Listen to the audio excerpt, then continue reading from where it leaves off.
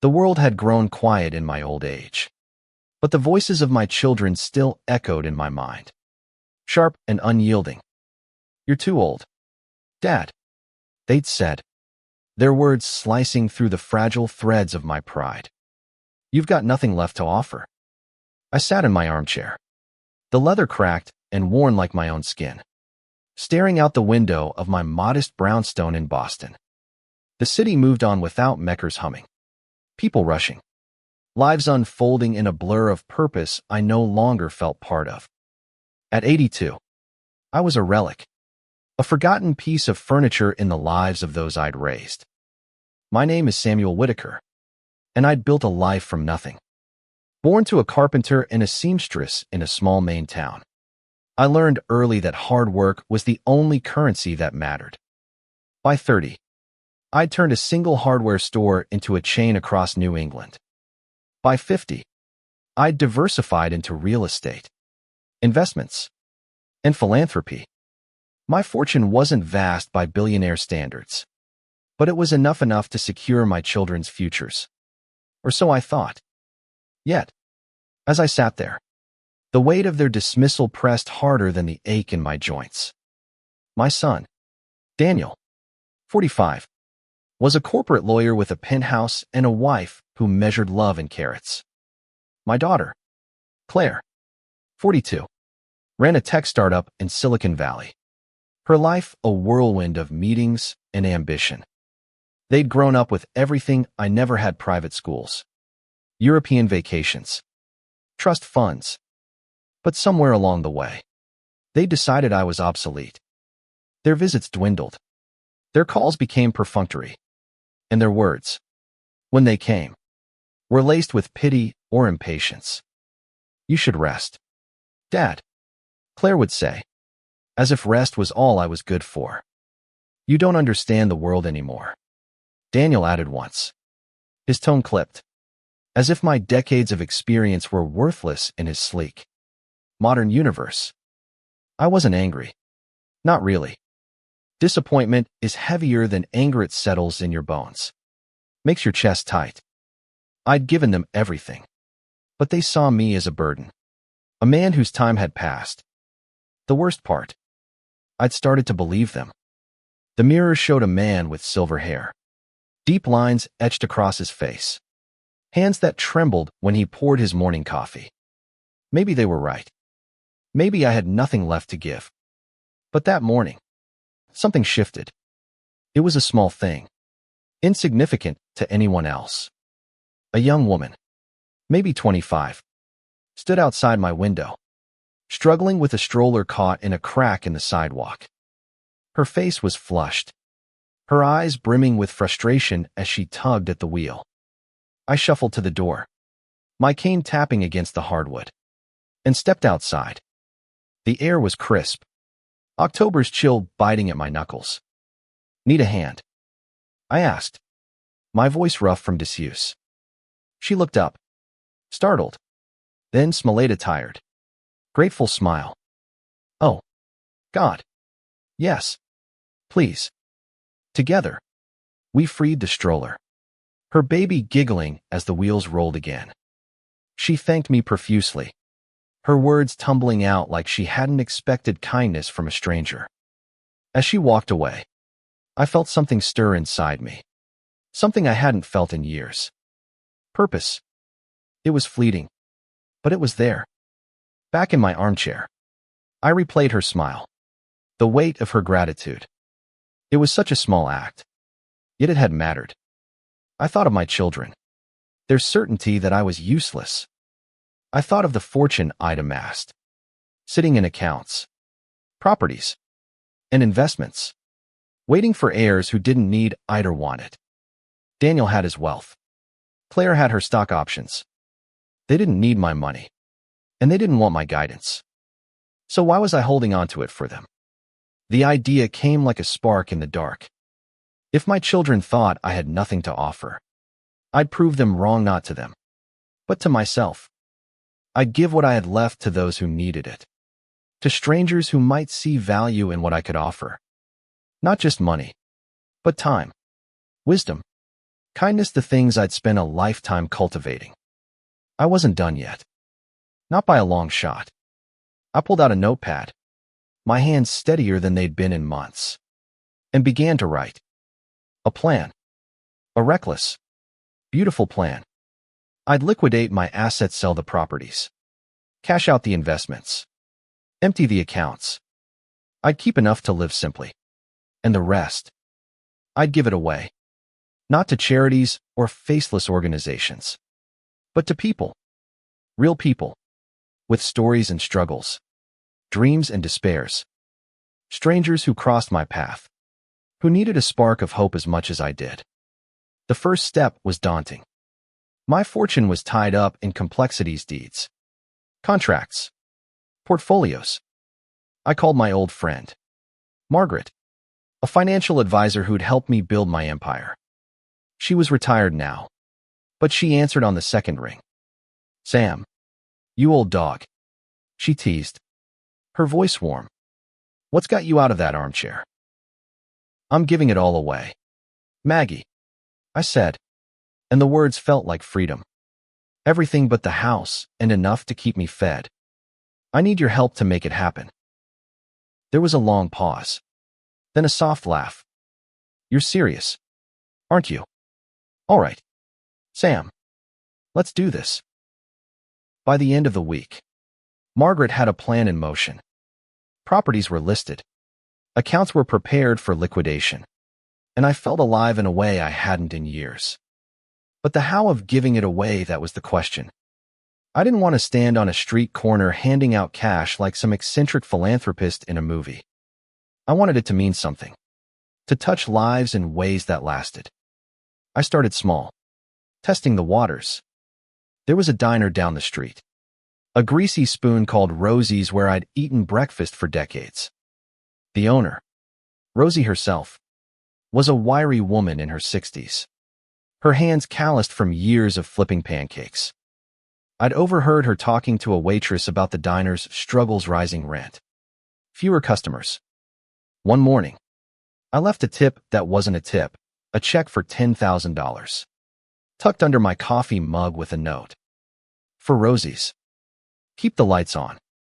I was gone before she found it. But I imagined her face. The shock. The relief. It felt good. It felt right. That was just the beginning. I had millions to give. And a heart that was starting to beat again.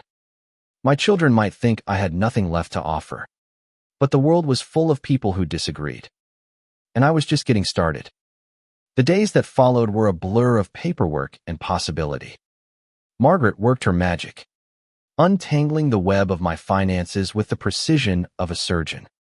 My brownstone was safe, my modest pension secured, but the rest, millions in properties, stocks, and savings, was being converted into liquid assets. It was exhilarating, like shedding a heavy coat I'd worn too long. But the real challenge wasn't the money. It was deciding who deserved it. Not in a judgmental way. I didn't want to play God, but in a way that felt meaningful. Like planting seeds in soil that would nurture them. I started walking the city more. My cane tapping a rhythm against Boston's uneven sidewalks. I'd always loved this city, its history, its grit, the way it wore its scars proudly. Now, I saw it with new eyes, noticing the people who'd been invisible to me before. The street musician with a violin case full of pennies. The single mother juggling 2 jobs. The homeless man whose cardboard sign read, "Just trying to eat." Each one carried a story, a need, a spark of something I could ignite. One chilly morning, I stopped at a park near the Common. A young man, maybe 30, sat on a bench, sketching furiously in a worn notebook. His clothes were threadbare, his fingers smudged with charcoal. I sat nearby, pretending to read a newspaper, and watched him work. His drawings were raw but powerful portraits of passers-by, capturing their joy, their exhaustion, their humanity. When he paused to warm his hands, I approached. "Those are remarkable," I said, nodding at his notebook. He looked up, wary. then softened when he saw my age. My cane. People always trust the elderly. I'd learned. Maybe they think we're harmless. Thanks, he muttered, tucking the notebook closer. Just passing time. You're an artist, I said. Not a question. Why aren't you showing these somewhere? He laughed. A bitter sound. Galleries don't take guys like me. No degree. No connections. I'm just nobody. I sat beside him, ignoring the ache in my knees. What's your name? Javier, he said, still guarded. Javier. I'm Samuel. And I think you're somebody. I pulled an envelope from my coat. One I'd started carrying for moments like this. Inside was a cashier's check for $20,000. Made out to him. I'd had Margaret prepare a few. Anonymous and untraceable. For when I felt the urge to act. This is for you. Rent a studio. Buy supplies. Get your work out there. His eyes widened as he opened the envelope. His hands trembling. Is this real? Why would you? Because I see you, I said simply. And I believe in you. Javier stared at the check, then at me, tears welling in his eyes. He didn't say much after that. Just a choked thank you. But I didn't need words. His face said it all: hope. Disbelief. A flicker of possibility. I walked away before he could ask questions, my heart lighter than it had been in years. That was the first of many. Over the next few weeks, I gave away money like it was water. A single mother at the grocery store, struggling to pay for her cardi, slipped $5,000 into her purse while she argued with the cashier. A teacher at a community center, lamenting budget cuts that canceled an after-school program, I mailed an anonymous donation of $50,000 to keep it running. Each act was a rebellion against the voice in my head. The one that sounded like my children, you've got nothing left to offer. But it wasn't just about the money. I started talking to people, really listening. There was Maria, a waitress at Rosie's, who dreamed of opening her own bakery but couldn't afford the startup costs. I gave her $30,000 and spent an afternoon sharing what I'd learned about running a business. She cried, hugged me, and promised to name her first pastry after me. I laughed, imagining a Samuel scone on her menu.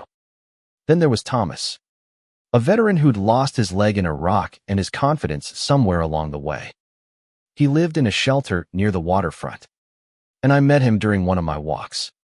We talked for hours about war, loss, the way the world moves on without you. I gave him a check for $40,000, enough to get him an apartment and a fresh start. But more than that, I gave him my time, my stories, my belief that he wasn't defined by his scars. Each gift chipped away at the doubt my children had planted. I wasn't useless. I wasn't done. I was Samuel Whitaker, and I had something to offer, maybe not to my kids, but to the world. The irony wasn't lost on me. I'd spent decades building a fortune for my family, only to find meaning in giving it to strangers. Still, I wondered about Daniel and Claire. They hadn't called in weeks, hadn't noticed my absence from their lives. Part of me wanted to tell them, to show them what I was doing, to prove I wasn't the frail old man they thought. But another part, the stronger part, didn't care. This wasn't about them anymore. It was about me. About reclaiming the man I'd been before age and dismissal had dimmed my fire. By the end of the month, I'd given away nearly $1 million. Margaret called me reckless, but her voice was laced with admiration. You're changing lives, Sam, she said, but you're also burning through your fortune. What happens when it's gone?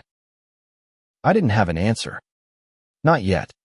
All I knew was that each check, each conversation, each moment of connection made me feel alive. And for the first time in years, I wasn't afraid of the future. The city began to feel different, as if it were waking up to me as much as I was waking up to it. Word of my gifts spread. though I tried to keep them anonymous. People whispered about the old man with the checks, a mysterious figure who appeared like a ghost, leaving hope in his wake. I didn't want the attention. It wasn't doing this for fame, but I couldn't stop the stories from growing. A local news outlet even ran a piece, calling me Boston's Secret Santa, though they had no name or face to pin to the legend. I kept going, undeterred. My walks became longer, my cane a companion rather than a crutch. I carried envelopes in my coat, each one a promise of possibility. But I was learning that money alone wasn't enough. The real magic happened in the moments after the gift, when people shared their stories, their dreams, their fears. I'd spent so long building walls around my wealth, my life, that I'd forgotten how much connection mattered. One afternoon, I met Lila, a 17-year-old girl at a library where I'd gone to escape the cold. She was hunched over a table, surrounded by textbooks, her face etched with worry. I asked if she was okay, and the dam broke. She was a foster kid, aging out of the system, desperate to go to college but terrified of the cost. Her grades were stellar, but scholarships hadn't come through. "I just want to be a nurse," she said, her voice breaking. "I want to help people, but I can't even help myself."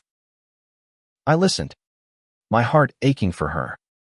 I'd been that kid once, scraping by, dreaming of a life bigger than my circumstances. I handed her an envelope with $50,000, enough for her first year of tuition and a little more.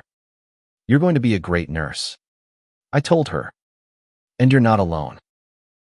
Lila sobbed, clutching the envelope like it was a lifeline.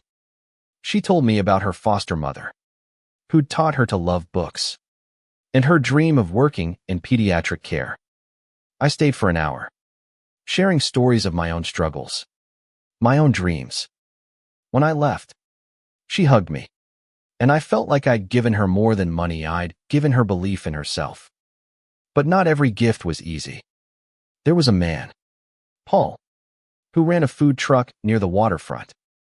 He was gruff, skeptical, when I offered him $20,000 to expand his business. "What's the catch?" he demanded, his eyes narrowing. I told him there was none, but he didn't believe me. "Nobody gives something for nothing," he said, and I realized he was right. In a way, I was getting something: purpose, redemption, a reason to keep going. I convinced him to take the money, but his distrust lingered, a reminder that not everyone would see my gifts as I intended. Still, the ripples of my actions spread. Rosie's Diner was thriving, its neon sign glowing brighter than ever. Javier, the artist, had rented a small gallery space, and I'd heard he was planning his first show. Maria's bakery was under construction, her Samuel scone already a running joke between us. Each success fueled me, but it also made me question, was I doing enough? Could I do more? Then came the call from Daniel. It was late, the sky outside my window a bruised purple. His voice was tense, formal. "Dad, what's this I hear about you giving away money?" Some reporter called me, asking if I knew the Secret Santa. "Is this you?" I leaned back in my armchair, my heart pounding. "What if it is?" I said, my voice steady. He sighed, exasperated. "You're being reckless. That's our inheritance you're throwing away. Claire and we deserve that money." I wanted to laugh, to cry, to scream. Instead, I said, "You told me I had nothing left to offer, Daniel. So I'm offering it to people who need it, people who see me." There was silence, then a click as he hung up. I stared at the phone, my chest tight. For a moment, I doubted myself. Was I punishing them? Was this some petty revenge? But I wasn't doing this to hurt my children. I was doing it to save myself, to prove I still had value, to make a difference in a world that had started to feel so small. The next day, I doubled down. I found a community center in a struggling neighborhood. Its paint peeling. Its programs barely funded. I met the director, a woman named Aisha, whose passion for her kids shone through her exhaustion. I gave her $100,000, enough to renovate the center and fund scholarships for the teens she served. Aisha cried, then laughed, then hugged me so tightly I thought my ribs would crack. "You're an angel," she said, and I shook my head. "I'm just an old man," I said, "but I'm not done yet." That night, I dreamed of my wife, Eleanor, gone 10 years now. She'd been my partner in everything, the one who'd kept me grounded when success went to my head. In the dream, she smiled at me, her eyes warm. "You're doing good, Sam," she said. "Keep going." I woke with tears on my cheeks, but they weren't tears of sadness. They were tears of resolve. I had more to give, and I wasn't stopping now. The months passed, and my fortune dwindled as my purpose grew. I'd given away nearly $3 million, each gift a thread in a tapestry of lives I'd touched. The city buzzed with stories of the secret Santa, and though I avoided the spotlight, I couldn't escape the gratitude. Strangers sent letters to Rosie's, where I was a regular, thanking the mysterious benefactor.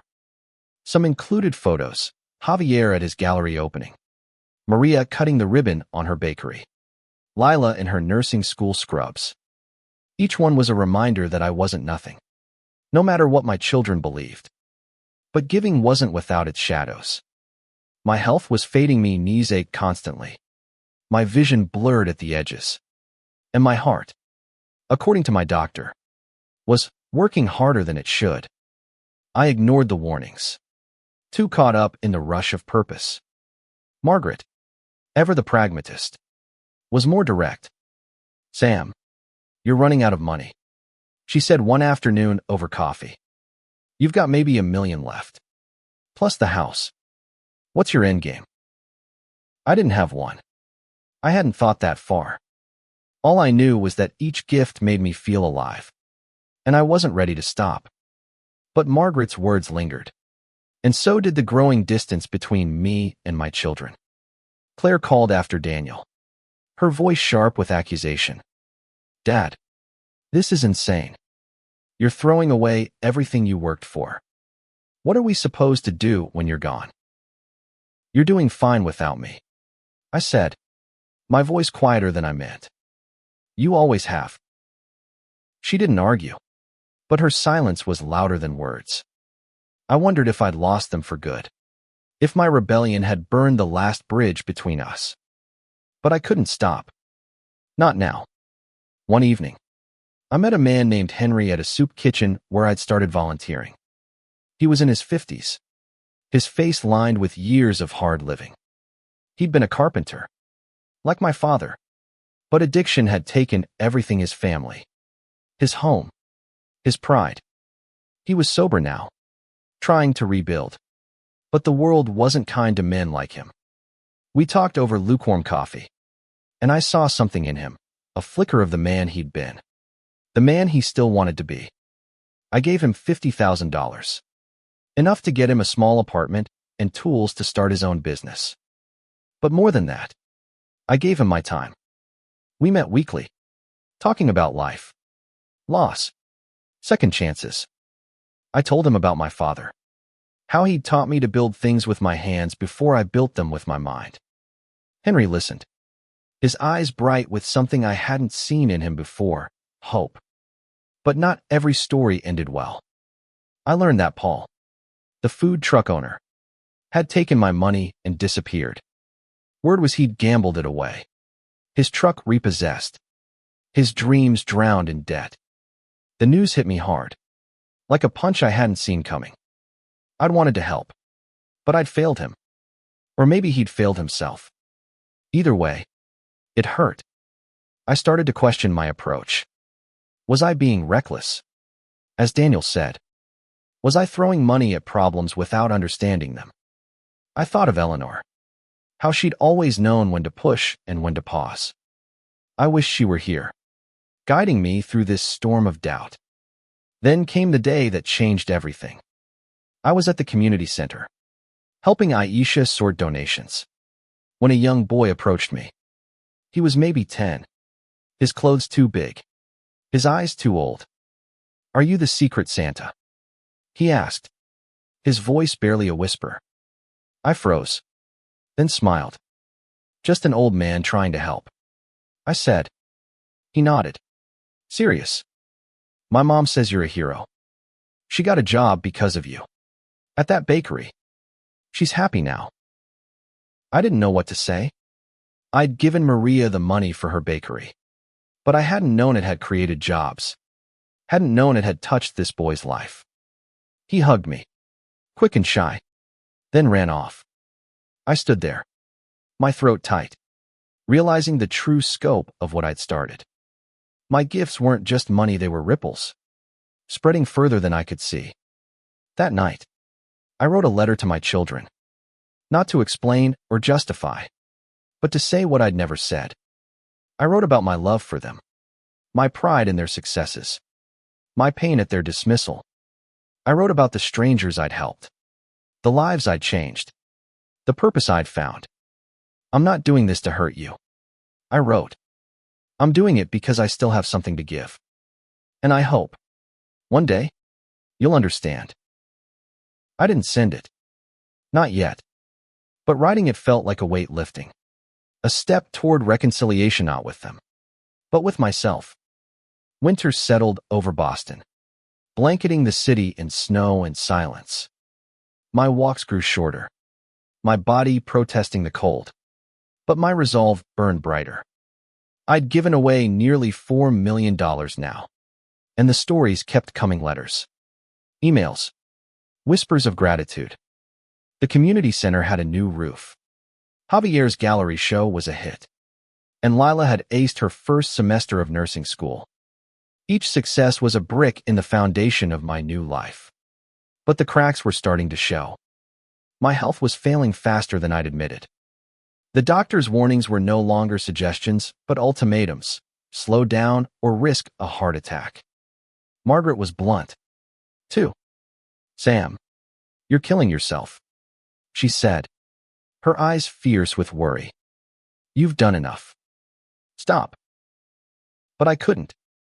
Not when there were still people to help, stories to hear, lives to touch. I'd found a rhythm, a way to give that felt like breathing. I'd started a small fund, managed by Margaret, to keep the gifts going after I was gone.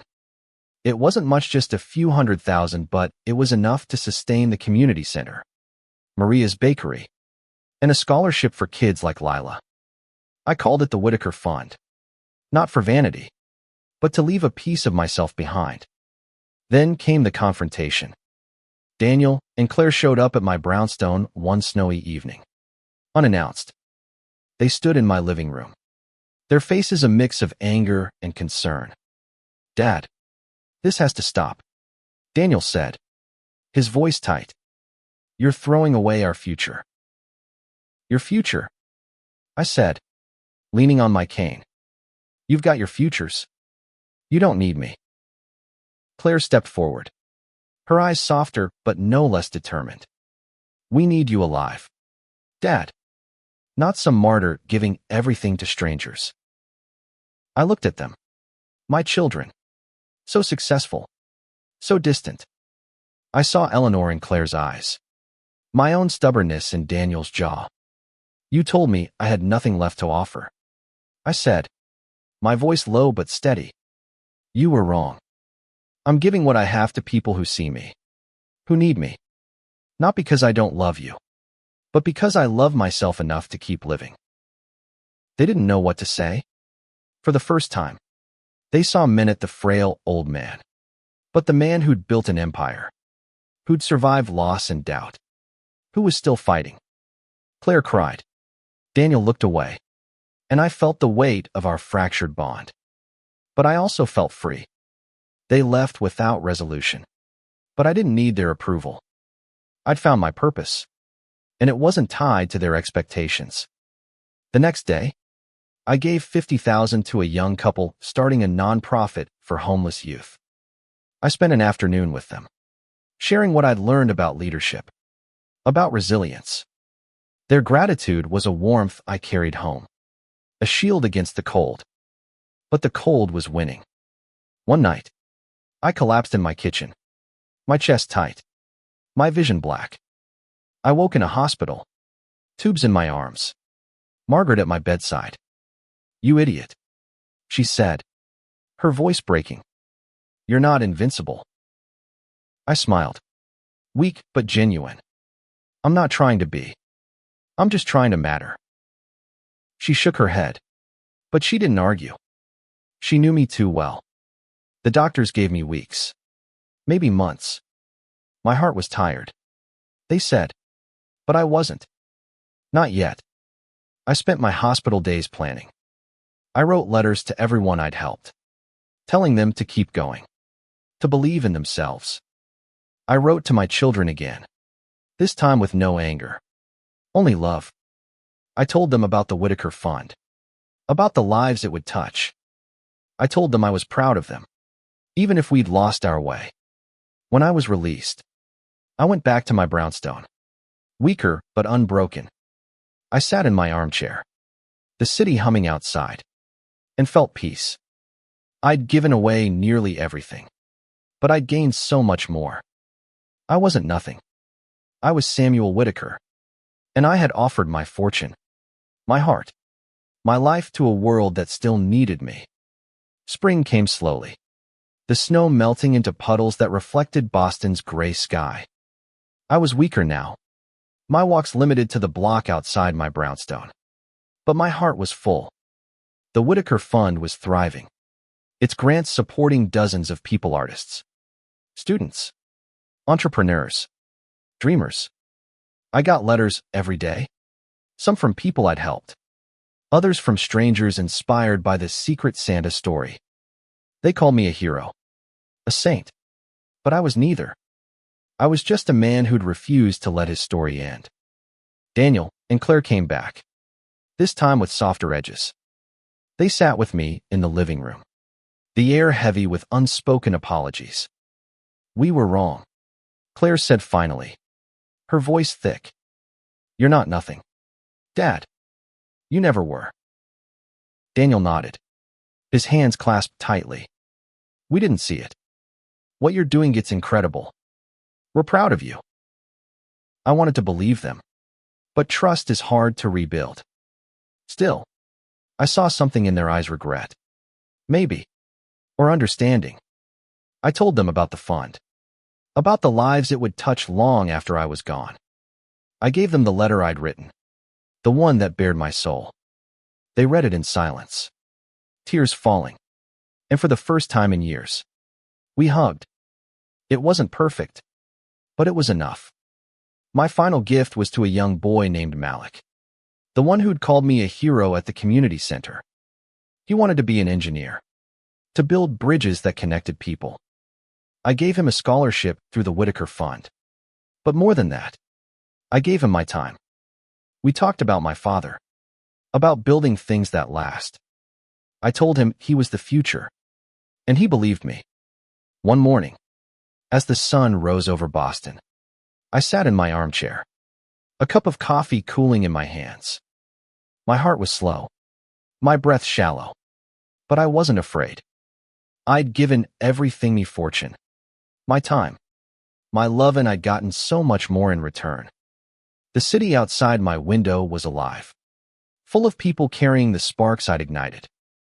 Javier's art, Maria's pastries, Lila's compassion, Malik's dreams. They were my legacy, not in money, but in meaning. I closed my eyes, Eleanor's smile in my mind, and felt peace. My children thought I had nothing left to offer, but I'd offered everything to strangers. And in doing so, I'd found myself. The world would keep turning, and I'd be part of it. In every life I'd touched, every story I'd helped write. And that was enough.